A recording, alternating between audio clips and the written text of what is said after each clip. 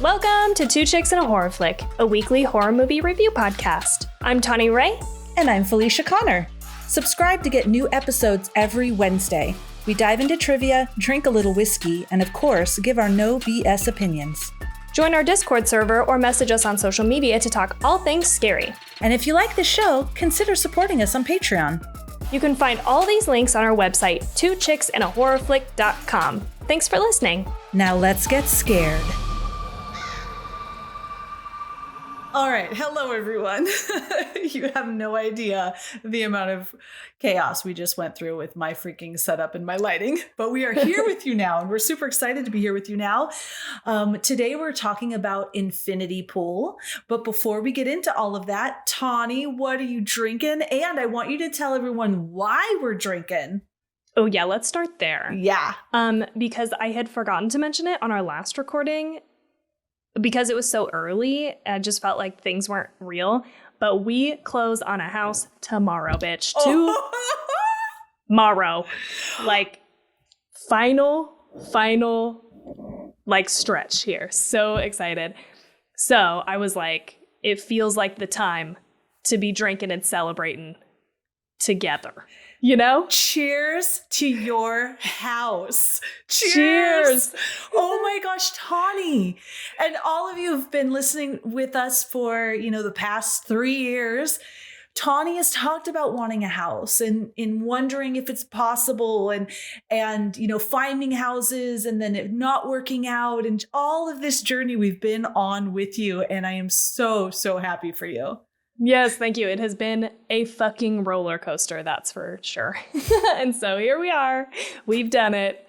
And very exciting. Yeah, it's got just a dream of a backyard that I'm so excited to just like get in there and have it be warm. And it's so nice today here. And it was so nice yesterday. I got up into like the 70s. So I'm just like 80% happier as a person now that it's like sunny. Oh, so excited. It is happening. Yes. So happy for you. And it's a super cute house. Super cute. Yeah. Yeah. It'll be perfect for us and our little family with pets and stuff. So because of that, we're celebrating, and we're drinking our favorite drink, whiskey. Yes. So what I got on deck here is it's called Jefferson's. And it's Jefferson's very small batch. Okay, not just a small batch. It's a very small batch.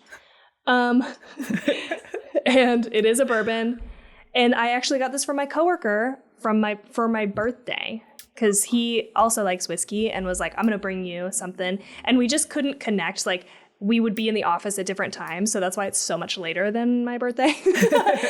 But I was like, once I got it, I was like, I'm going to wait to crack this until we're in the house. Like, this is going to be our house christening whiskey. But you know what?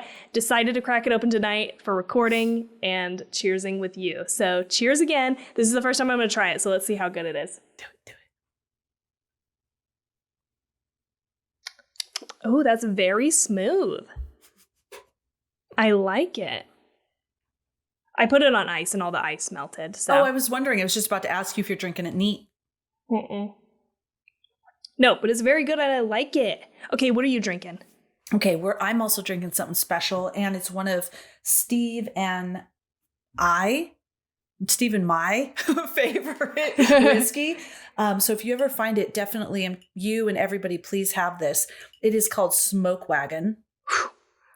So good. Yeah, Smoke Wagon, uncut, unfiltered, straight. We love this whiskey, so whenever we can find it, we buy it.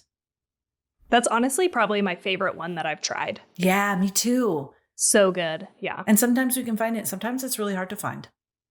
Oh, interesting. Okay. Yeah. So good. So, what else? What have you been watching, listening to, reading? Well, as you can imagine, my entire life has been taken up by house stuff. I severely underestimated the amount of shit that has to happen like before. I mean, I knew there were steps, but oh my God, it's just been one thing after another, which is good. It's supposed to work that way. Inspections, appraisals, final walkthrough and stuff. So that's been just taking up a lot of my brain space. But I do have some other things that I watched that I'll talk about. But before we do that, actually, we do have a brand new Patreon member. Yes. That we need to do a shout out for. So Allison is our newest Patreon member.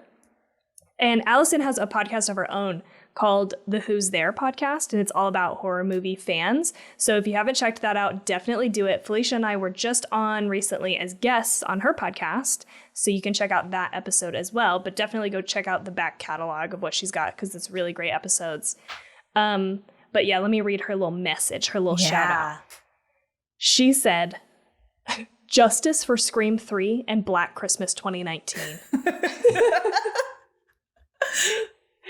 Which we talked a little bit about when we were guests on her podcast. And I was like, I've literally never heard anybody say anything good about Black Christmas 2019. So, there's space for everybody. Mm-hmm. Everybody and all the different opinions out there. I haven't seen it, and I don't think you have either, Felicia, nope. right? Yeah. I have not. But anyway, so Justice for Scream 3 and Black Christmas 2019. And we haven't done either. No. Yeah, that's right. We haven't done it. We've only done one Scream. Mm-hmm. Yeah. Okay. Yeah. Okay, so besides that, what have I watched? I feel like the best thing that I watched, and this is shocking, is Puss in Boots. What is the full title? Did you watch this also? I haven't watched it yet. Okay. I think it's called like Wish Upon a Star or something is like the full title. I don't even know what number of Puss in Boots movies this is. I've never seen one before, so I just jumped in on. There's several, but I don't remember the numbers. But yeah, we've seen them all, but this one. We've got to be on like 3 at least, right, or something. Yes. I don't know. Oh, 100%, if not 4 or 5. Okay, but yeah, Jade made me watch it because he wanted to watch it, and he just has to like drag me to do those things because I just don't really like family movies or like animated movies in general. But then I cried through the last like 10, 15 fucking minutes. So I was like, why would you do this to me? So good. People are raving about this. It was really good, dude. It was really good. Okay. And the animation style was kind of different and fun. So highly recommend. Definitely check it out. I really reluctantly like ended up liking it. Other just like notes. Oh, I did watch Swarm. God, it's been a long time since we've talked, actually. Yeah, you mentioned that on the last episode, Swarm, but I don't know. Oh, I did? Maybe you weren't done. I think you had said the jury was out. Okay. The jury's still out. I've finished it. I don't know. Anyway, but just anybody, if you've seen it, I want to know what your thoughts on it. Tell me. We also watched We Have a Ghost on Netflix. Oh, okay. Yeah, I saw that pop up. That started off good. Ended not so good. I don't recommend why. I don't feel like the main kid was really great in it, and I feel like he really carried the whole movie. Everything else like kind of fell apart towards the end. So lame. And then yeah, I think that's it. Yeah, that's it for me. That's some good it's been ones. Just busy. But yeah, what about you? What have you been up to doing? All right. So this is what I've been doing. First things first, I finished a book. So I'm really happy about that. Woo-hoo! It's Where the Forest Meets the Stars. And it is by... She did it. She did it, y'all. Yeah, I'm so happy. It's by Glendy Vanderaw, Where the Forest Meets the Stars. That was the one I had on audiobook. So I was really excited about that because I just don't drive around that much. So I haven't been listening to it. But so instead of watching true crime, I was listening to the book while I did chores. Whole new world opened up to me. Felicia, you don't have to watch true crime when you're doing chores. Just listen to a book. And so we finished that and I absolutely loved it. I loved it. I think my biggest pet peeve, and I want to be nice about it when I leave a review, but the person who is narrating, it's so hard with an audiobook because they just have to be spot on. And she had a very nice, she had a pretty voice, except every line was delivered as though everyone was pissed off with each other constantly. And weird. Even lines like, if I was to say, "Hi, Steve, this is Tawny." There's so many ways I could say that, right? "Hi, Steve, This is Tawny." Nowhere in the context of that particular point in the book was it insinuated that she was pissed at anything, but she would go, "Hi, this is Tawny." It was always just really exasperated and angry. Okay. And that bothered me. And the little girl's voice. Oh, God, that was irritating. And she had a really irritating little kid voice. But the story, I felt like it would have been a different experience if I would have read it and had my own interpretations of how the lines were delivered. But anyways, the book was excellent. I absolutely loved it. And it's something that makes you feel happy, which is different from what we watch, right? Yeah. What is it? It's like genre wise? It's a fiction novel about, I guess it could be like coming of age, but it's more of like a mystery or thriller. I think I named all the genres there almost. I guess it would maybe be constituted as a thriller, but it's about a little girl that there's a woman who is out in the wild, and she studies birds for her doctorate degree. And so she's out doing that. Horticulture. Horticulture? Ornicle. I think it's something with horticulture. Birds specifically. Birds. Bird studies. No, mine's wrong. Bird study. No idea what that would be. Little girl shows up, bruised, no shoes, and says that she's from the stars and that she, and I'm not giving anything away because this is right in the beginning, she occupied a dead girl's body and she is on Earth to witness 5 miracles. What? And so it's this whole story. I don't want to give anything else away of, obviously they're like, okay, this little girl's abused and she just doesn't want to go home. So she's making up this story. And this whole thing, there's some love in it with a neighbor, which is so happy. And this, just the development of the characters, it was very beautiful. And I really liked it. That's awesome. What was it called again? Where the Forest Meets the Stars. Okay. Yeah. So I really loved that. Next, I watched 3 things, but I'll be quick. She Said, which was about Henry Weinstein and the Harvey. Yeah. Okay. Harvey. I blocked him out of my mind. That bastard. That sickening bastard. It's about the 2 reporters that were just pounding the pavement to get these stars, and not only stars, also just people that worked for him, to share their story so they could break the story. A lot of people were sharing info with them, but they weren't willing to go public. Yeah, like public. And I was crying at the end. It was very, very, very well done. So She Said, and I believe I watched it on, I don't know, maybe HBO Max. Okay. But sorry about that. So She Said, look it up. And then that sounds interesting. Is it like a dramatization? Or is it like a documentary? Yeah, no, dramatization. It's a movie. It's not a documentary. Yeah. Really excellent acting. So good. Okay. But like Ashley Judd, you know how she came forward? She plays herself in the movie. Oh, okay. Yeah. So it was good. The next is the Big Door Prize. And I believe this is on HBO Max too. Maybe it's on Peacock. I'm sorry, you guys. I should have written it down. This one is fun. So the Big Door Prize is about this convenience store in this little town gets a machine that tells you your life's purpose. And so you go in and it's all about how everyone's changing now. So there's positive things. Like, for example, if I was to get, everyone knows I want to be a fiction author. My life's purpose is being an author. Now, all of a sudden, I know that that's my purpose. All the fear about submitting my work or writing is gone because the universe told me with this card, you're supposed to be doing this. Sweet. And so people go out and they do things that they have maybe wanted to do, but they put it away. But then there's the flip side to that, like people who get exactly what they're doing already. Like, what if I got corporate trainer? Right. Or I don't want to give anything else away. This sounds interesting. Very interesting, and all the different characters and how it's affecting their lives.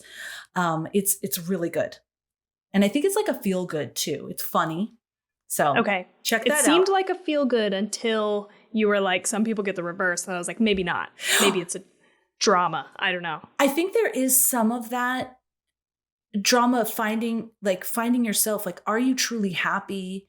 What does it mean to be happy? What does it mean to have a life's purpose? What is a life's purpose? So it's not like depressing, and there's comedy mixed in with that, but there is like a little bit of drama, but it is mostly a feel-good comedy type show. Okay. The Big Good to Door know. Prize. The Big Door Prize. Last but not least is Blackbird. And we started this. It has Egerton in it, Taron Egerton, and the one other guy, which I should have remembered his name because people are raving about him. And this is about the true story. And by the way, the Door Prize movie, and I also believe She Said, definitely double check. And this one I'm about to tell you was on Apple TV. That's what it was. We were binging Apple TV. One of them might have been on Prime or Netflix, so take a look. But Blackbird is on Apple TV. The other actor I was talking about is Paul Walter Hauser. Amazing. And it's the true story of Larry Hall, which was it's a true story about Larry Hall, who was a suspected serial killer. But when I say suspected, it's because he would admit to things that he didn't do. And it would, but they do suspect him for this one crime. I just started it, so we're just getting into it. And Taron Egerton, he plays Jimmy Keene, who was put in prison. He's sentenced to 10 years, but he's really like smooth talking and stuff. So they say, we'll let you out early if you can go to this maximum security prison, because Jimmy was just like, it was something with it was drug related. But go into this maximum security prison with this serial killer, get him to trust you. Oh shit. And tell you if he did it or not, get him to confess. Okay. All right. Really good man on so the far. Inside. Yeah, man on the inside. And I guess everybody is talking about Hauser's performance, that it just blows you away. So we started that last night. Okay. I'm going to have to check these things out. I feel like you brought some things I haven't even heard of, and they all sound very interesting to me. It's just, when am I going to be able to watch anything again? I don't know. The good thing I'm going to get on it. About Blackbird and the Big Door Prize is they are series. Okay. So you can watch an episode, Are they like releasing, or are they completely already released as a season or something? Ooh, good question. Not sure about Blackbird. Definitely the Big Door Prize is releasing because we're all caught up. Now we're waiting for the next episode. Okay. So it's not like a huge time investment, probably. No, probably not. I think the Big Door Prize was like 3 episodes. And Blackbird, I'm not sure yet because we only finished 1 so far. Okay. Good to know. All right. That took a while, but hopefully you guys, we had some good stuff for you. Go check it out. Yeah. We had a lot to catch up on again. Yeah. All right. You want to get into it? All right. Let's do it. Let me take a sip. I wanted to let you know that She Said is on Peacock. Oh, okay. The other 2 are on Apple TV, but Blackbird is a limited series. So maybe that would be good for you. Yeah. No, I like that. So that you just get in, get out. Yeah, yeah. This is done. Okay. All right, we got our bourbon. Let's get into this. Oh my God, this movie. Infinity Pool 2023. I watched it on Prime. I rented it. The director is Brandon Cronenberg, and he also did Possessor, which we loved, and Antiviral. I didn't know any of the other things that he did. I only knew Possessor. He also wrote this. Cinematography was by Karim Hussein. The cast, Alexander Skarsgård. The cast, Alexander Skarsgård. I don't know what's wrong with me, but we're going with it. Everyone knows who he is. Yeah, I feel like you stopped yourself the first time, but you had it. I had it, and then the second time I butchered it. He was James Foster. Mia Goth was Gabby. Cleopatra Coleman was M. Foster. Halil Lespert was Albin. And Thomas Kretschmann was Detective Thresh. And then there was some other people, but by the end I hated them, so I didn't even want to say their name. All right, stats. I couldn't find a budget, but the box office was 5.1 million. Rotten Tomatoes was 87%. IMDb was 6.1 out of 10. And Letterboxd was 3.3 out of 5. Okay. Now, 2 minutes with Tawny. I feel like I'm missing something, but I don't think I am. I don't think so either. Yeah. No, I'm not. Well, I didn't prepare 2 minutes with Tawny. Right. I'm sorry. So we're going to... No, you're fine. We're going to fuck it up. We're going to just try to wing this. Yeah, we're not even going to read the thing. We're just going to wing it. Okay, let's just do wing it. Oh, this is fun. Let's Yeah. wing it. Well, we should feel free to jump in. I'm just going to start us off. Yeah, let's do it. I'm excited. And this is going to be our pilot of drunk recap. I love that show, Drunk History. Okay. Yes. We're not even drunk yet, though, but no. Let's do some shots and then try to do that. Just kidding. Turn back now, as always, if you don't want this spoiled for you. It is a brand new movie, so maybe you don't want that. If you do, okay, hold on. So we're talking about this main married couple, right? James and Em. Yep. They go on a vacation. Mm-hmm. They're out of this vacation. It's a really nice place, and they don't want you to leave the resort or whatever. They meet some other people at the resort, and they do leave. They say, you know what, fuck it. We're going to leave. And you shouldn't leave because it's dangerous. Yeah. Yeah. Yeah. And then while they're out, James is driving. He ends up hitting somebody, a local, kills them on the street late at night because he was drinking and driving. And then everybody is like, off. He did get jerked off. He did get jerked. I forgot. I glossed over that. You're right. Not while he was driving, though. That was earlier on the beach. By this other woman who they met, this other couple, right? Yeah. You can also tell that they have marital problems, James and Em. There's a lot of tension going on there. So he hits this guy. Everybody panics. They're like, just get back in the car. We're going back to the resort, the hotel, and we're just gonna pretend like nothing happened because the police here are gonna totally fuck us up. You do not want to go to jail here. It's all corrupt. It's gonna be a bad deal. Whatever. Yeah, and they were like, we'll take care of it. Just trust us. We'll take care of it. And these people have been, I guess, on this vacation several times. Right. Spoiler alert, they didn't. Okay, so they get back to the hotel. James and Em get picked up by the police, and he gets interrogated where he, I think, tells the truth. He's just like, well, they kind of intimidate him. They're like, your wife told us already. So he just kind of confirms it. But they're like, good news for you. We have a program here where you can pay a good amount of money. And what we'll do is we'll just create a duplicate of you and punish that person because the punishment for this crime is that you must be killed by the oldest son of the man who you killed. So obviously, as wealthy people, they're like, yeah, I don't want to die. They pay into it. This happens. And while this happens, James is totally enthralled. This is crazy. But it's titillating for him. He likes it in some weird way. Em totally freaked out. She wants to leave.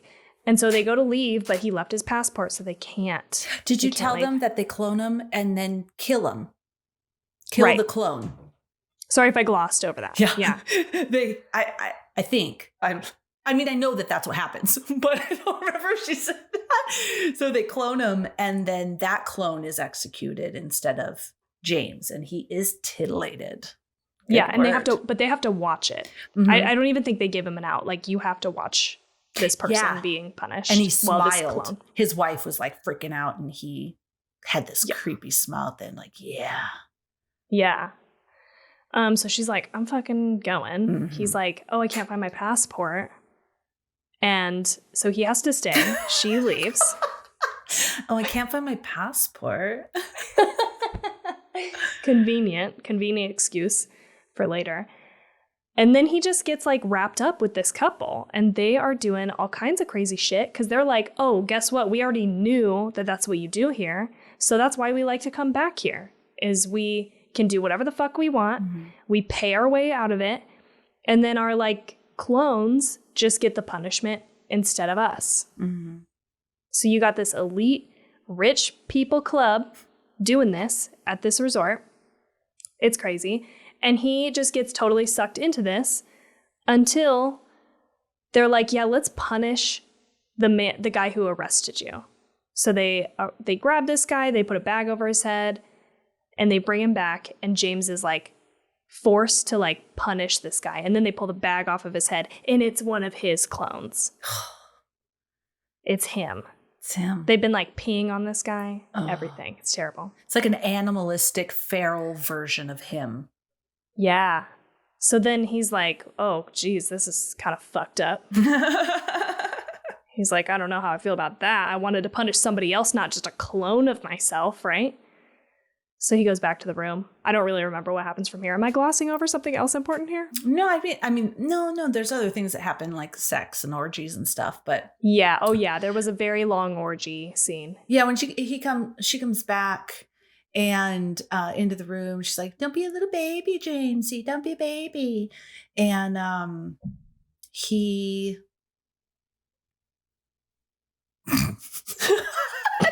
I remember that very specifically. And then he did. Oh, okay. And then isn't what happens next is he goes, it's like the next day, goes back to his room and he's trying to leave. He gets his stuff. He gets on the bus and found his passport or he had it. He hid it. Yeah. He hid it because he wanted to stay. Yep. Yeah. Oh, okay. So then he's driving. Well, he's not driving, but he's in the bus. And you're like, okay, good. He's getting away. And then they come driving up beside him. Jamesy, get off the bus, Jamesy. And so then they're shooting. They stop the bus and they make him get out. And so, or he actually, he gets out because they're like, we're going to go on the bus and kill everybody unless you get off. And so then they're walking down the street and, Mia Goth is on the hood of the car just talking and everyone's driving. They're just like terrorizing this guy, basically. Yeah. You're a loser. I never actually read your book. It's garbage, blah, blah, blah, blah, blah. And I totally took it over from you, Tawny. You could totally take it back. No, that was great. No. Okay. From there, they're taunting him and then they shoot him because he runs off into the woods and they shoot him and get him in the leg and he like stays at like someone's house, like a local worker. Again, there's some hallucinations, whatever. He wakes up, though, and they're there. And they're waiting for him. And they do bring another clone, or maybe this is the same clone, that is like a feral version of him. And they're like, you have to kill your clone. And he's like, I don't want to do that. I want to just fucking get out of here, obviously. Mm-hmm. But it attacks him, the clone. So he is like forced to kill this thing in self-defense. After he does that, Mia Goth, the ringleader of this whole group, I forgot her actual name. Gabby? Yep. Is it Gabby? Gabby. She goes over to him and nurses him, whips her titty out and nurses him. After she smears it with blood. Oh, that's right. Important detail, probably. I don't know. I don't know. We haven't gotten to the research part yet. I have questions. Anyway, that happens. And then he wakes up the next day. Like, this all happens. He wakes up the next day and everybody, like, goes to leave. He's in the airport with everybody and they're just like, yeah, they're excited to get back to their lives. They're like, have you called our landscaper? Like, we need to make sure that we're scheduled on Tuesday for the landscaper to come, and you can tell he's just like, what the fuck just happened? And so everybody leaves. And then the last shot of the whole movie is him staying at the resort, sitting in the pouring rain because the monsoons are coming in and he doesn't leave. The end. Yeah. I think we honestly did a good job. Best recap we've ever done. I agree. I don't know how long that was. I think it was perfect. Hopefully it wasn't too long. But anyway. Too bad the recap is in the beginning. You know what we should do? We should get pretty tipsy and do the recap at the end and then plug it in at the beginning. Yeah. Because no one wants to listen to an entire tipsy episode. Right. Let's get real. Drags on and on. All right. Tawny, what did you think about this movie or how did you feel about it? I feel like I liked it. I enjoyed the way that this movie made me think. Like, I feel like it was an intellectually engaging movie for me. I didn't love it. I didn't love it as much as I loved Possessor. Like, Possessor, I felt like was a very poignant, very focused movie. And this one I felt like was a little different. But I did like it because it felt like if Possessor and Hostel had a baby, like that would be this movie. And I really love both of those movies. So I liked it. I liked the premise. But there were some things that I don't know, for some reason it didn't take it all the way for me. And I don't know if I can actually articulate why I didn't like it as much. But I don't know. That's my overall, I guess. I'll leave it there. How did you feel about this movie? I felt the same. but maybe liked it a little less than you did based off your very brief description of liking it. Okay. But I feel the same way. I didn't like it as much as Possessor. I possibly liked it a little more after research, after a very specific piece of what a possible theme is. Okay. Because and I also when I was doing research, I encountered, I think, some opinions that were from that whole idea of you didn't like it because you didn't understand it. Yeah. I don't think so. I get consumerism. I get what we're capable of doing if there's no consequences. The rich are, able to get away with everything. And if you have no consequences, how far you're going to be pushed, all of that sort of thing. But it's just like, so what is how I felt. Yeah. And yeah, I felt like, yeah, we know this, just like Epstein. Here's one case. Here's like Weinstein, Epstein, like I don't know, a bunch of different things that we all have this idea of like the mega rich and the really disgusting, treacherous things they probably do. Not all of them, obviously. And I think that's what M represents, right? She's the one that's actually rich, and she also is compassionate, but who cares? And then I saw this other piece of it, a different theme it might be. And then that got me very curious. And looking at it from that lens, I was like, okay, maybe there's something more here. And looking and having that idea, I would like to watch it again. But before, I think it started off real interesting. I love this idea. Yeah. I love this idea of the clone to help with tourism. I thought that was so cool. And then I don't know, there was elements I liked and some I didn't. And yeah, that's how I felt about it. Okay. Yes. Okay. So just because I'm chit-chatting about it, the theme that I thought was the most interesting that I had read on me there was about ego death and rebirth. So if we're looking at this about the death of self, ego self, not ego just for people who are listening, like, oh, you have a big ego because you're so into yourself, but like sense of self and rebirth. Then if we're looking at James, and he feels emasculated because just way in the beginning, before any of this stuff happens, his wife is the one with all the money. He wants to be this famous author. He wrote one crappy book. Now he has writer's block. He's not contributing anything. She is supporting him. He's always like, oh yeah, run back to your daddy. Well, daddy is supporting you too, my friend. So he just feels very emasculated and very much like a loser. He feels like a loser. And then he has this woman come up to him and say, oh my God, I loved your book, which is Gabby, Mia Goth's character. And he gets this ego, this admiration. Wow, these people like me. And that's the whole reason they even go on that trip with those two, is because these people admire him and he's not used to that. Maybe he's feeling like he's getting a little bit of his masculinity back. And then they go through this whole arc where then when he sees his double being killed, this is all the parts of him. He is being killed. He hates himself. He is not successful. He is emasculated. His wife takes care of everything. He hates himself, and himself has been killed. And now he is new. He is anew. But what is he? This new thing. He still has no direction nor goal. It's kind of a blank slate. And I saw somebody refer to it as this bohemian phase, right?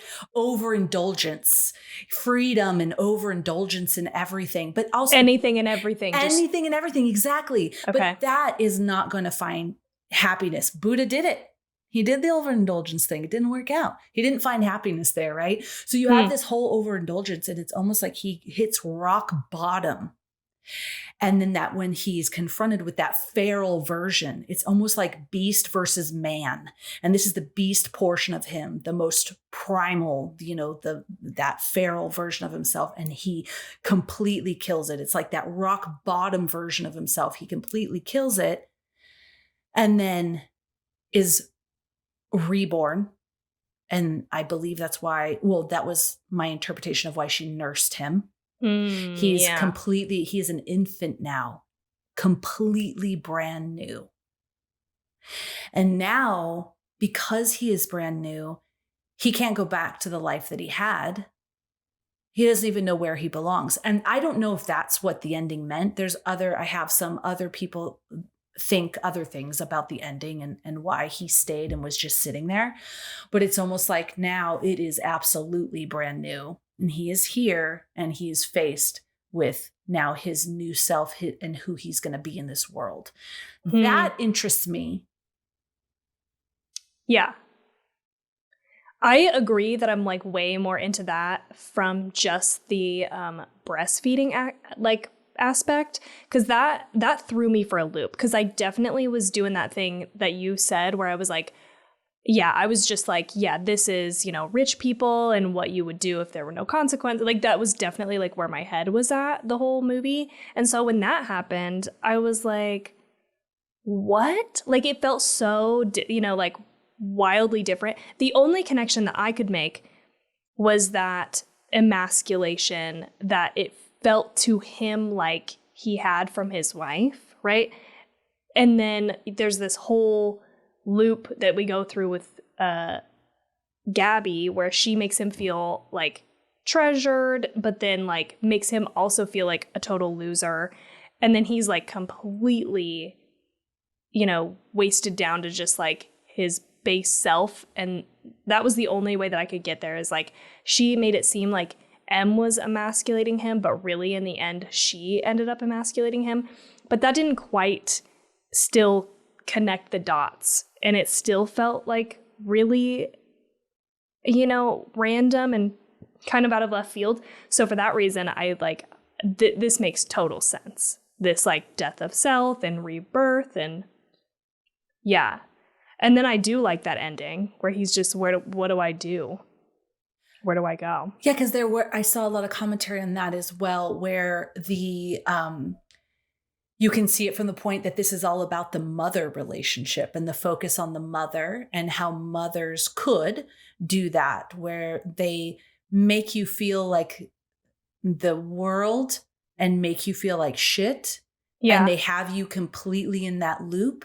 And as a child, we just can't let go of that. Like we can't say, this is toxic, I'm walking away. We just and this is like, oh, you see this a lot in abused children in their relationship with their parents, right? They just consistently want their parent to love them. There was also some commentary on that he's just going from person to person. So M was the first one he relied on, and now it's Gabby. And so she builds him up and breaks him down. And at the end, when she's nursing him, now she has complete control. She has complete control of him. He is her infant. And that he goes back to the resort and sits there because he has now no sense of self outside of her. And so he's going to sit there and wait for her to return. Yeah. I get that, but I didn't really feel, I don't know. Yeah, again, it doesn't quite connect. Yeah. The way that I think this like ego death cycle does. Like this seems, you're totally right that like this seems to make sense of the movie in a way that my initial read didn't. Yeah. I do have a quote here that it said, surreal, sophisticated, and sometimes sickening. Infinity Pool suggests that while the elder Cronenberg might be fixated on the disintegration of bodies, so he was the one that directed The Fly, for example, his son is more concerned with the destruction of our souls. Yeah, definitely. And there's, I like, this is why I feel like this is a spiritual sequel to Possessor, because Possessor felt a lot about identity, kind of. And like, this feels very similar in that way, that it's like somehow related thematically to identity. Yes. Oh my gosh. I'm glancing at my notes because I'm hoping I put that down. There was something about I didn't. There was something about that, about this being a sequel to Possessor. I mean, it's similar because you kind of have this idea of like a person in a different body or potentially multiple bodies. Because let's just take this moment, because I feel like this is a good segue. There is this question. As soon as the idea of this clone is brought up, there's a question for the rest of the movie. Did we see the actual first version of James die? Or did we see the clone die? We actually don't know. Yeah. And the movie never resolves that for you. They do talk about it later with the rest of the group. That's when the question gets brought up. One of the other people in this rich people group says, like, do you ever think about if it was if you're the clone, basically, or if they killed, the real you? Because how would you know? They state in the beginning, this clone of you will know enough to know what they did wrong.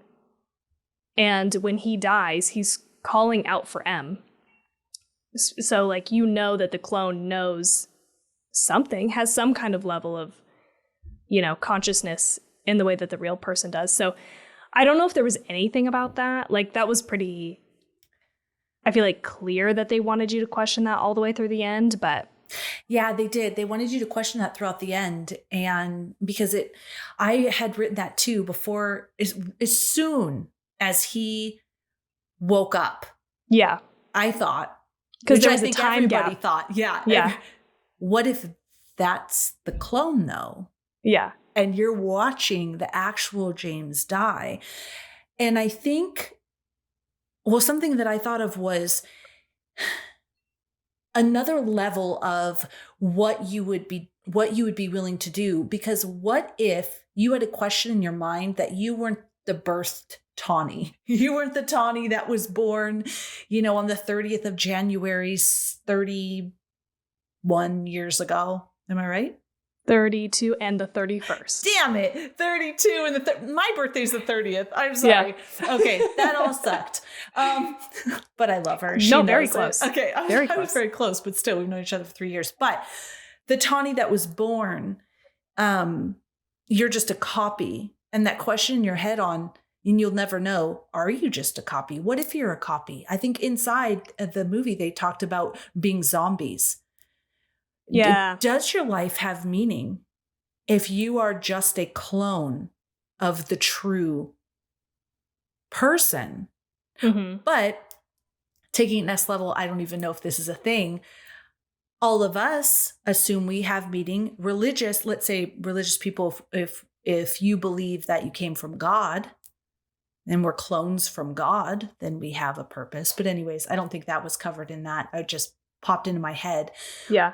But yeah, or you're just a zombie, like who cares? Would you have as much investment in your life if you were just a clone of somebody? But then I think by the end, you do, if he's being reborn into something new. So now maybe he is the clone. If he was a clone and he went through a rebirth and he's nursing, right? He is now newborn into this world. Yeah. And so he couldn't go back to his other life. Right. Because it's not even his him. life. Yeah. But he doesn't know. So I'm just saying that, guys, they bring up the question. You have no idea. Yeah. It's never answered. And again, this thing doesn't fit totally. I feel like it doesn't make sense. So I thought it was worth talking about, but I fucking love this ego death thing, dude. Like, the more we talk about it and I think about it, that makes so much more sense than anything else. Yeah, it's kind of exciting if the story is really just all about James and his depression, pain, death, and rebirth. Yeah. Because I think also the things that I liked about it still mean a lot and have a lot to do with that theme. Like, I did really like, one of my favorite things actually is the relationship between the two of them and how strained, and that I feel like you get so much about how that feels for both of them without a lot of exposition. Like, they kind of explain it to you, but you just in the tone of voice, right? It's definitely the words, it's the dialogue. But on top of that, it's like the tone of voice and the things that they say, like the things that they will say in front of other people. Like, I don't know. I feel like there was a lot of subtlety brought to that interaction, especially with like Gabby and her husband. The way that they interacted in front of them, like, I really liked this. I thought this was like very nuanced. And I think that there's like really something there as far as like how James felt about the relationship and himself and about all of this. And I think that really seems to couple up with ego, you know? Yeah, I agree. I also want to say, just because you brought her up, Gabby, Mia Goth specifically, I saw Pearl, I saw X. Those are the first two things I really saw Mia Goth in, I think. If I saw her in anything else before, I didn't really know who she was. So I saw both of those and thought she was excellent. This movie was when I went, holy shit, she's amazing. Yeah. The only thing, and people are praising the scene when she was on the hood of the car and going through all the stuff. She was excellent. But I wrote in my notes, if I have to hear her say Jamesy one more time, I am going to I'm done. I'm with you. And actually that wasn't my favorite part. Robert Ebert said that scene was like, she was phenomenal and she was good, but I thought it was everything else. I thought it was all the rest of the movie versus that scene. Yeah, I agree. Jamesy, oh, and we're playing with you, Jamesy. I had to go to my daughter's football game. So I was like, I might just watch the rest of this movie. But it was when he was in the farmhouse. So I thought, okay, maybe I'll watch the rest of the movie and then go to the game. But if he wakes up and those fucking rich people are out there, I'm out. I'm out. And they were fucking there and I turned it off and I went to the game. It's like, I can't. I just don't want to have her say fucking Jamesy one more time. I'm going to lose my shit. I cannot deal with one more Jamesy. Yeah. I agree completely. Like, I didn't like this. And I know that you feel this way, like the baby talk kind of thing, like annoys the shit out of you. Mm-hmm. I feel that way too, not to the same degree, but like this is where it started to lose me. It got too far. It got too far for me and I was like, fuck, I want to reel this back in. And it did. I think from here on out, you know, I was a little confused about the nursing, but whatever, that wasn't, it didn't bother me performance wise. I just was like confused story wise, but yeah, I just agree. I was annoyed too. I was like, fucking put it away, you know? Yeah, just stop already. And so seeing it from that perspective of he has to be broken down to be reborn, I like it. But that would be a second watch. First watch, I was like, fuck these people. Just let him go. I have in my notes, if he doesn't win and these fuckers get what's coming to them, I'm going to hate this movie. Just a bunch of rich, obnoxious people just torturing this guy because they have no consequence. Who cares? That's not like a moving storyline. I'm not shocked by that. We're surrounded by that all the fucking time. So whatever. I hate these people. They're super annoying. I had a moment of, well, I have to say I liked how it flipped me though. When they were like, whatever. And they're like, no, we're going to teach you a lesson. And they start killing them. I was like, yes. And then they're like, nope, got you. But the nope got you that they were actually alive and those were clones. That was cool. But I have to tell you, I had more joy when these fuckers were getting killed because they were obnoxious. And I'm like, just let him go. They're like, Jamesy, you're such a wimp. No, you are, because you're bullies. You're just harassing this guy. Let him go. Why are you so attached to him? Just let him go. But if this was the process in order for him to be reborn, now I get it. Yeah, totally. I totally agree. All right.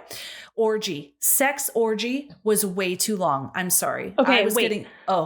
Before we get to the sex orgy, hold on. You just hold your horses. Hold them. I just want to say, on the idea of like getting sucked into these people though, like on the surface level, rich people just doing whatever the fuck they want.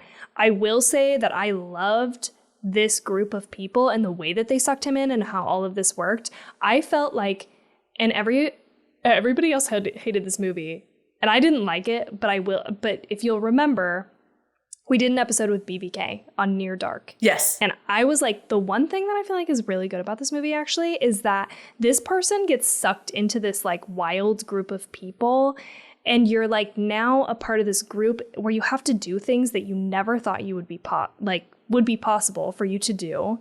And they're like bad influences. And that is a scary idea to me, that you would get like sucked into doing stuff that you would never want to do. And so I just made a note that I felt like this is what Near Dark was like trying to do with the group of people that he got like wrapped up in. And anyway, I just felt like this was a good moment. But let's get on to the orgy. I want to say I agree. Okay. You can see how he was attached to this group because they were all telling him what a great writer he was. They were probably the first people to ever tell him that, because we find out later that they never read it and obviously he's garbage. And so he didn't want to let that go. And how he got wrapped up into it was very believable. I agree.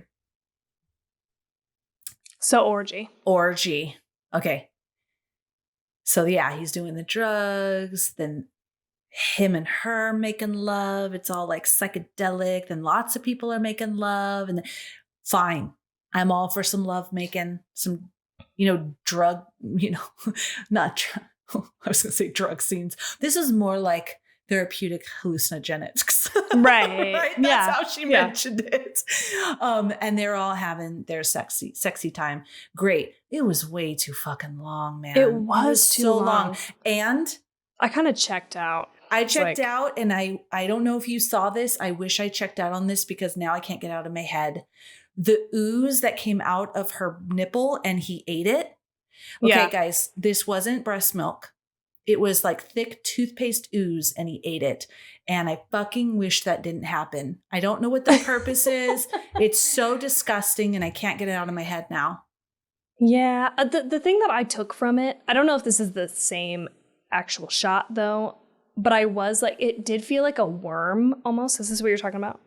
It's like a worm that got into him. Like, that's what I took looked from like it. pus, but if you're saying worm, okay, I'm on board with this.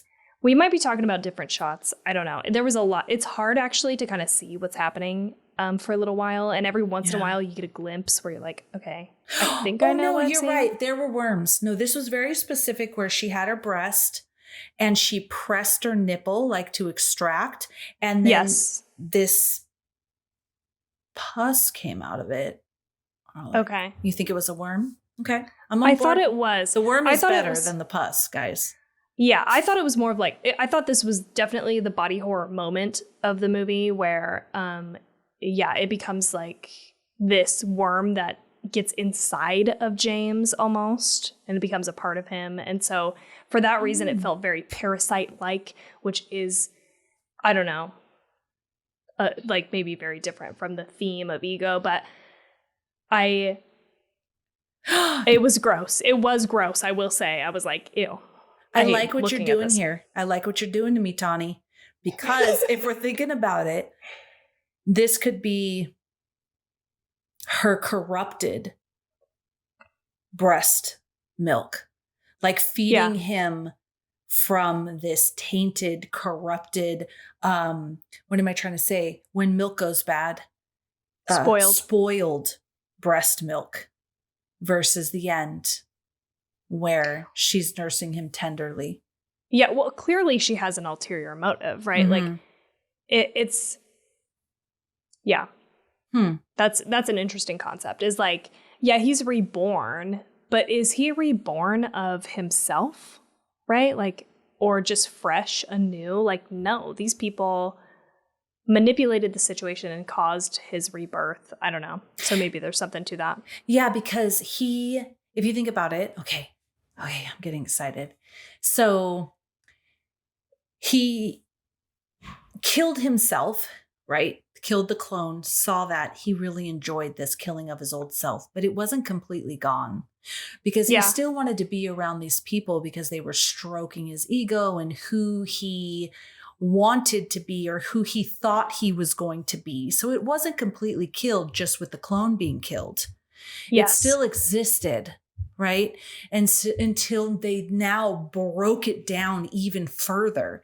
They broke it down throughout the rest of the movie until the end when he killed that feral version of himself. It is completely killed. It is done. Who he was is done. Because he was still totally attached to the identity of being an author and that's why he stayed around these people. Yeah, totally. And then he was completely done. And that's when she nursed him. Okay, yeah, I like this also because like, yeah, the Bohemian thing, like I like it and it makes sense, but like, but still it's tainted, right? It's still tainted because the way that he was nursed back into his, like, I'm going to say final self, but like final at the end of the movie, he is still, like, all of that happened because of these people and this, like, sort of tainted, I don't know what to call it, like interference almost. Yeah. I like that. And then when he's at the end and he's sitting there, he is anew. And now and it was a bold move to say, nope, that's not me anymore. I'm not going back. I can't. These people can. Like they're talking about going back to their old life and he is not that person anymore. So he's sitting on the beach and I don't know, whatever his next steps are going to be. I don't think he's waiting there for those rich people to get back. No. I don't get that feeling. He had an intense determination on his face. I think it was just like, he's not going back. Yeah. We don't know what he's going to be doing next. Interesting. This is making me like it more. Me too. Me too. This is making me like it more, this point of view. And I will happily tell you, I asked the Google when I typed it in, what did Cronenberg say on the themes? And I couldn't find anything specific. So I like that though.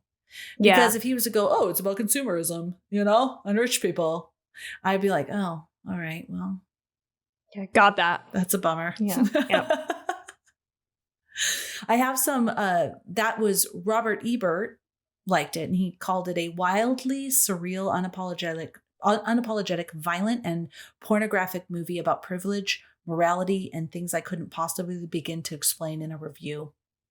It seems to be suggesting that it is only our fear of repercussion that keeps us from indulging in every possible pain and pleasure. But I disagree with that because M was very grounded in who she was. She's the one with the wealth, not her husband. And she got a way out, which 100% we all would. Come on. No one's going to say, no, just kill me. I don't want to clown. You know what I mean? You're going to do it. And then she's like, okay, we did it. Let's get out. Let's get out now. And by the way, that would 100% be me. 100%. Yes. I'd be like, let's get out of this country and never come back. You could make minimum wage and you'd be like, is there a payment plan though? Because I don't make that much, but I will pay that over the next 110 years of my life. Yes. Okay. I approve automatic withdrawal for my monthly payment. I would be. Do you do auto pay? Yeah. Because, Can I be on a payment plan? 100%. 100%. Oh my God. And he also says, it keeps developing. About the actual director, keeps developing as a filmmaker by finding new high concept ways to interrogate what we think and know about the human decency. And I like all of that. There's another one. I found an article that talks about the ego, death, and rebirth. I didn't find a lot.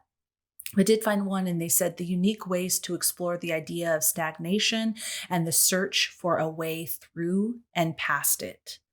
I thought that was very cool. That's an article? Yes. And I'll link it. There was someone who did a review on it that came from this different point of view of the ego. And I was like, yes. Okay, yes, this is because majority of them, consumerism, what we would become if we didn't have, any repercussions. That's the majority of what people think.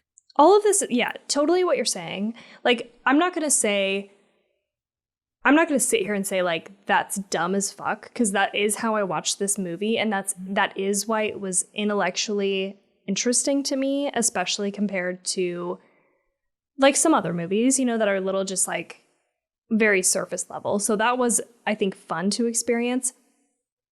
But this just does seem like such a much more interesting way of looking at this movie.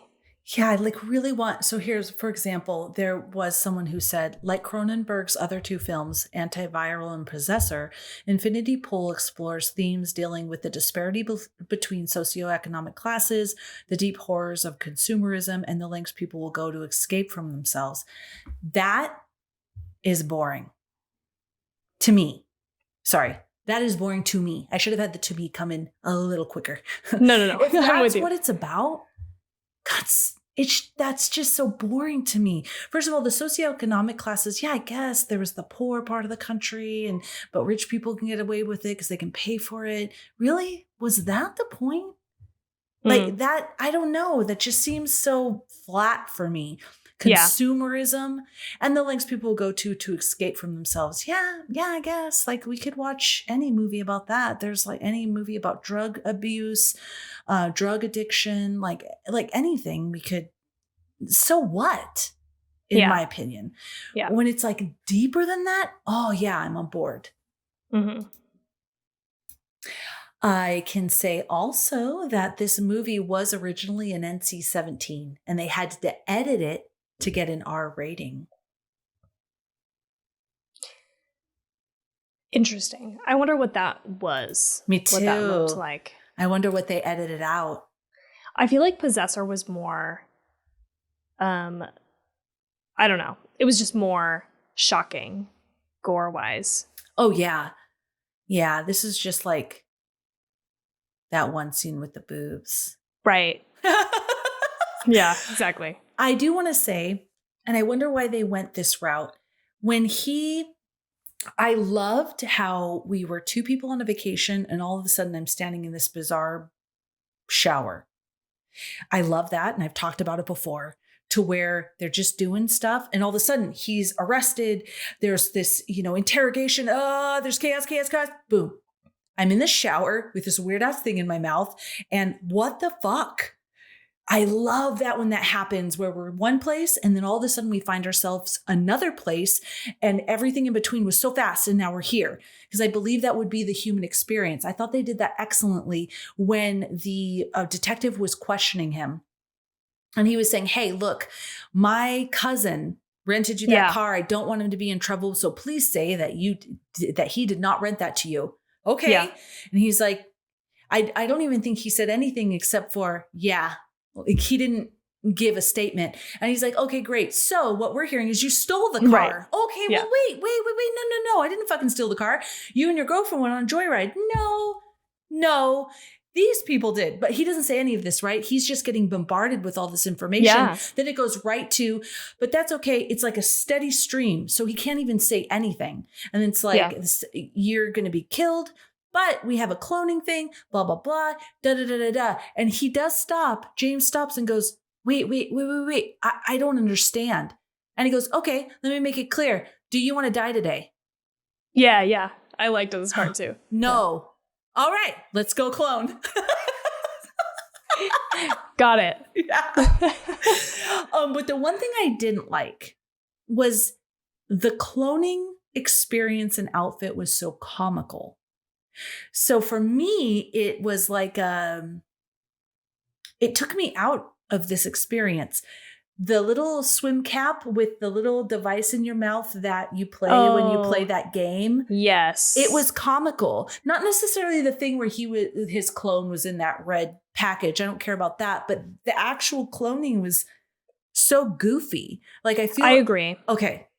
No, 100%. This was like, it felt so weird. And that is it's like this thing that you put in your mouth that forces your mouth open. And people do play this with like board games. Yeah, there's a board game with it. And I also, it did take me out. I had forgotten until you mentioned it, but I was like, what? This seems so low budget too, that they're like, oh, just pop this thing in your mouth. Why would you? That it just didn't even make sense in the movie. Like, nobody's taking dental records. Like, no, there's no reason why you would need to have your mouth stretched open like that. That was rough. Yeah. I feel... Yeah, let's strap them down. Let's make it a little more scary. I don't know. That thing, it was weird. Just honestly, remove the... Why would you have that bathing cap? Like the swimmer's cap on him anyways? Because don't you want his hair? It's weird. Yeah, and he does have the same hair. The clone does. I mean, the presumed clone does later. The other thing that I questioned in this moment, again, reading this movie just at face value as I'm watching it, is like, this is very interesting. And I kind of had a hard time believing that this very poor country was able to pay for such an insanely advanced technology that I was like, it did kind of like jettison me out of the movie for a second. But I was able to just be like, okay, whatever, just accept it, get back into the movie, whatever. But those things that you're talking about did not help at all. Like, that made me feel even more like, what the fuck? Like, there was a lot of things that I questioned right in that moment that I was like, what? Why? How would they have this? He has to go down to an ATM literally to take money out. Like, and you're advanced enough that you can create this clone that has the same fucking memories as this human being? Like, that it just, I couldn't reconcile. And then exactly, like the fact that you have him put on a swimmer's cap and a fucking mouth opener to get into some goo to make a clone. I don't know. Something was fucky there. Like, they either needed to make it like more high end or something. Or even I don't nothing, know. Like, all right, done. And they put him to sleep. Totally. Because then you'd be like, the fear of like, what fucking happened? He'd be like, I don't know. Yeah. Yeah. Yeah. But I love that you said this, because now it's making me think, if we have a country that's so poor, but they have this technology because specifically for tourism. Yeah. So they care more about this tourism and the money they get from tourism than they do about their own people. Right. Because obviously the money they get from the tourism has to go to funding this cloning thing, because this is quite unique and expensive and like mind-blowing technology, and they do it often. So it's like that. But now that I say that though, you want tourism to build. Why would you want tourism just to support this weird cloning thing? That doesn't make sense. It's another one of those things that you're like, sure, but like it doesn't fit completely, you know? Like it just doesn't. And also I just think pacing wise of the movie, like we're thrown so fast, and it wouldn't just be that. It would be everything. You know, like the police station would be probably a little bit more updated because it's part of this like tourism experience, maybe. I don't know. Yeah. I don't know. I don't know about, it's hard. Just doesn't takes you out fit. of it. That's true. I wonder if it would be better, like take out maybe go to a more affluent country. It's still going to be the same thing. Rich people, there's going to be different socioeconomic levels, and rich people still are going to get away with murder versus regular, middle-class people or any other socioeconomic. And then there's a little more believability into the fact that they have this technology versus that country was very, very, very, very poor. Just the little snippet they had where it was very run down and people were struggling. Yeah. So maybe shift the setting, because honestly, I think this socioeconomic, there is people who can afford $1 million house that still isn't the level of the Epsteins and totally. IBM dude, I forgot his name, or any of the other people that are making the mega bucks that may be doing crazy shit, right? So you could still have that storyline. Yeah. But again, this isn't as big of a deal if the movie in the end is about ego, right? Like this is all more surface level stuff. And so I'm like, I'm down with sweeping that away and not giving a shit about it and having the movie be about ego. They do have that one piece when they're driving up the road and there's that family, or there's like a little grouping of houses, and it's very poor and run down. Mm-hmm. But by the way, I thought to myself, oh shit, they're like right on the coast. That land is worth so much money. They should sell that land because it was literally right on the cliff overlooking an ocean. That shit's worth a lot of money. Yeah. But they just had that snippet. Other than that, all they had was barbed wire around the compound, which you could still leave because I think it makes you think that you're keeping the outside out, but really it's the people on the inside that are the evildoers. So you could keep that and just totally take away, because they don't have enough about the like how poor, how corrupted that particular country is. And it's a make-believe country, by the way. It's not any particular country. It's just a destination. They don't have enough about it to make that a piece of it, in my opinion. Yeah, I agree. It's not a bad thought, you know. Yeah. I feel like maybe it's a little bit about that, but it's not the core. Exactly. It's not a bad thought, but if you're going to do it right and make that the focus. Mm-hmm. I do have a couple other things about, you know, what other people thought about it. So here's a quote that says, James returns to the resort. So this is about the ending specifically. James returns to the resort because he can never go back to the real world. He will always be a toy to the rich. The infinite cycle began when James believed Gabby's lies about his book. James' mind is not unrelenting, and he finally decides to remain in the loop for years because he has lost his autonomy. So at first, when I'm reading this, when I read this quote, and this is the reason why I pulled it, I thought, bullshit, bullshit, bullshit. Like, no, like it might be the thing, but if that's the thing, yuck. Because I really like the rebirth and now he's on a mission.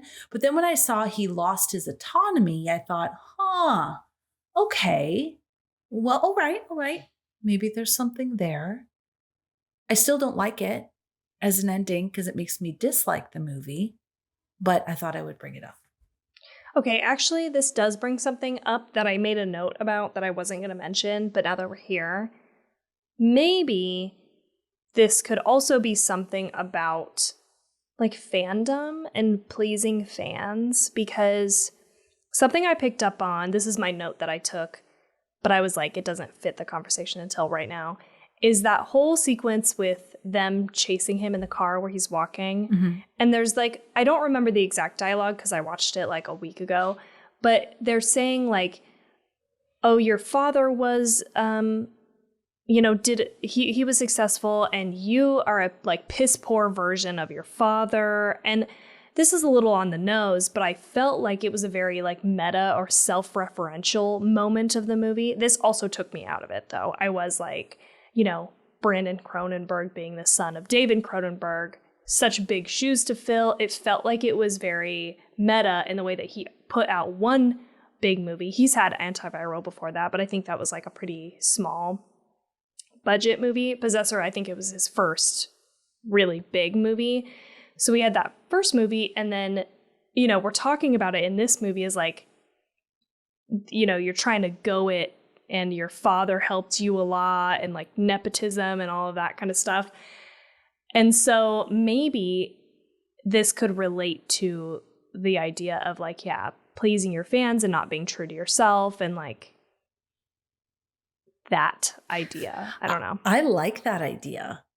Like that is, if that was the goal, I like that. It makes me like the movie more, and it makes me, gosh, if you think about it, if that was the case, oh my God, even just thinking of the nursing scene and how you are completely surrendered at the will of your fans.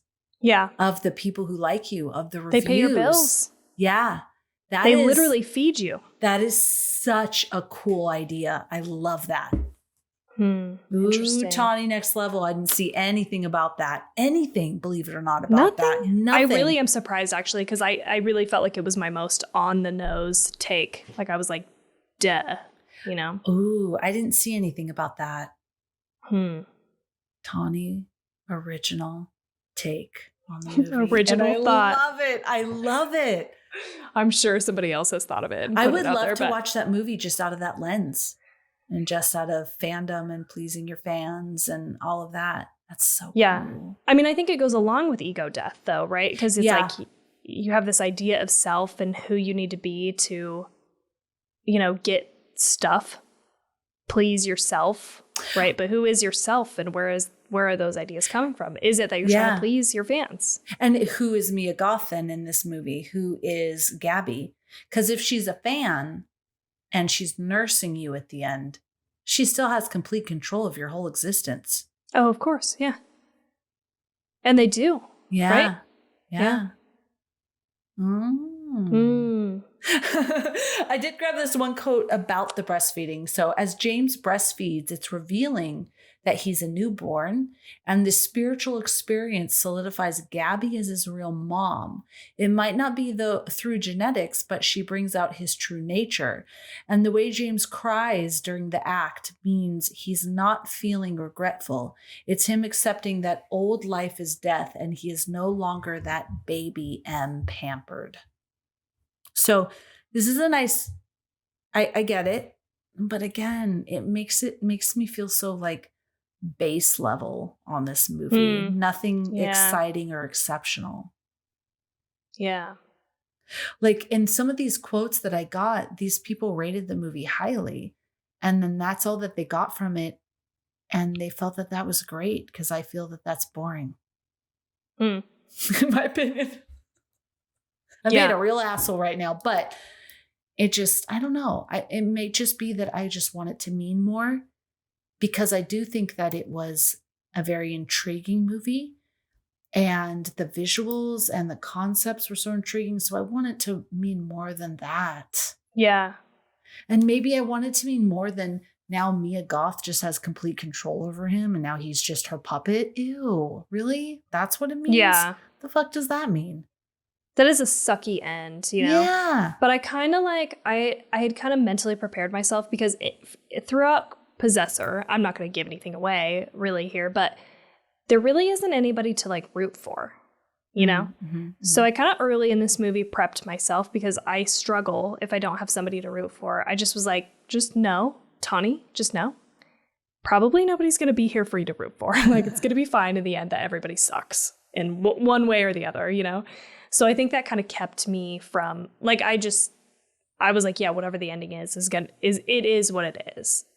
But I agree that it is an unsatisfying and a dissatisfying ending to just be like, oh, well, that's what unless there's a deeper meaning to what that is. And again, I think if it's ego death and you're tainted now in your rebirth, like, that's bad, and who are you? Or like, if it's about fandom and now again you're still tainted by who you get sustenance from, right? That's also not satisfying. I don't know. It wasn't like a good ending, right? You didn't feel good at the end. So yeah, I just feel like if it's just about, there's these rich people, they can get away with anything because they have a ton of resources. They screw with this guy and she makes him his pet. All right.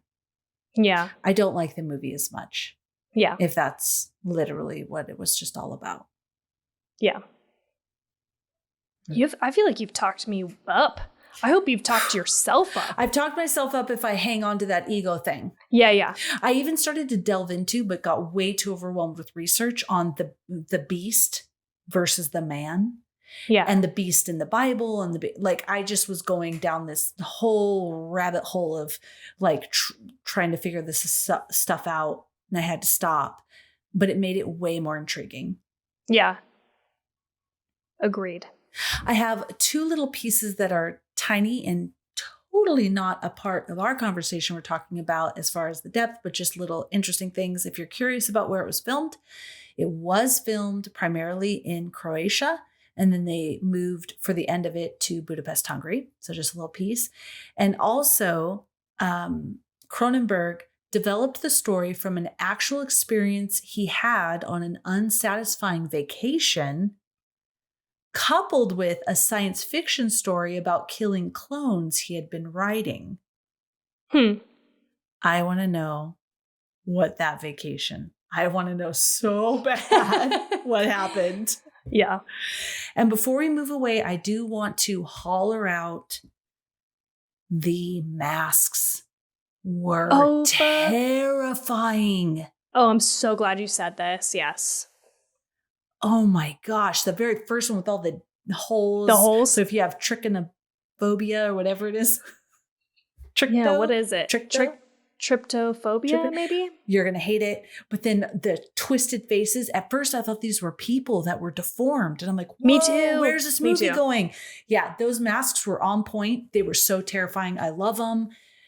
It's hard to find, movies that really have some terrifying visuals. And those masks were excellent. I was fucking startled, dude. I was startled by the visuals of them. But again, it is kind of a thing that like they introduce and it just seems to like go away and not mean anything really. And so that was annoying to me that it was like, I'm fucking annoyed that we're going to do these like really great and scary masks and it like doesn't equate to anything thematically.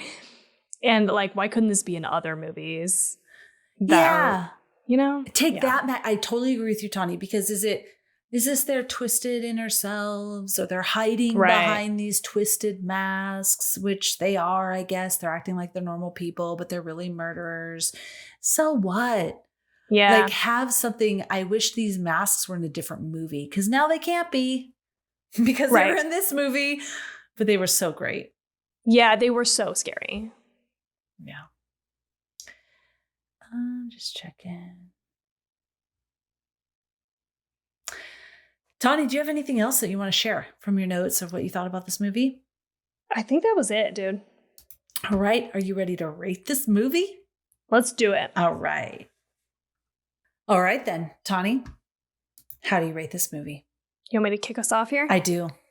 Okay, I think I'm going to give this bitch a 4.25. Nice. All right. That's much. I mean, I didn't actually come in with an idea, but if I did, I wouldn't have thought it would be that high. But you have talked me way up, dude. Way up from my non-existent idea. All right. I am the same, 4.25. That's exactly. I was going between a 4 and a 4.25. Yeah. And I talked myself up. I thought I'd be below a 4 based on, the typical research. And when I thought about this ego and saw this, amazing article about the ego death, and I was like, okay, this I'm behind. And I'm so happy I didn't see anything from Cronenberg saying, nope, it's about consumerism, because that would have ruined it for me and it would have been a lot lower. But yeah, 4.25. Oh, that's, we ended up really loving this movie, actually. Yeah, that's crazy, right? I wouldn't have thought it. I wouldn't have thought. Thank God that the research was good. Yeah, like it really brought a lot. Not my research, but like the shit that people put out there. I shouldn't even say shit. The stuff that people put out there. I'm glad there was all these different pieces, because if it honestly was just about that base level, rich people can get away with anything, I wouldn't have liked this movie at all. Yeah. I feel like so well put into words something that I was feeling throughout the movie, but I couldn't quite get. And I just was like, okay, I liked it at least.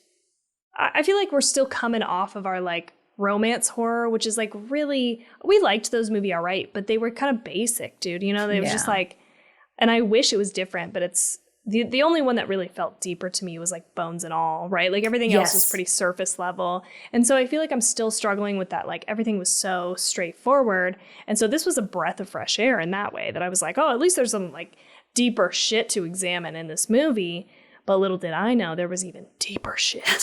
You know what I mean? Like, God, so this was great. What a great discussion. Yes, it was such a good discussion. I had so much fun. And you know what? I didn't think we were going to. Not that we always have fun, but I don't know. I thought that maybe after watching the movie, I was like, ugh, all right, where there was that. Yeah. But it turned out being so much more. I want to make Jade watch this now. And he didn't want to watch it with me because I was like, these people are known for body horror and he hates that. So he was like, I do not want to watch this movie with you. But now I want to make him watch it because I think he'd be really interested in the ego death perspective and themes of this movie. And it actually wasn't super body horror, honestly. No. I would love to watch it again from that perspective. Completely that perspective and nothing else. I thought of that, but I had to rent it. But when it's out, I'm going to do that.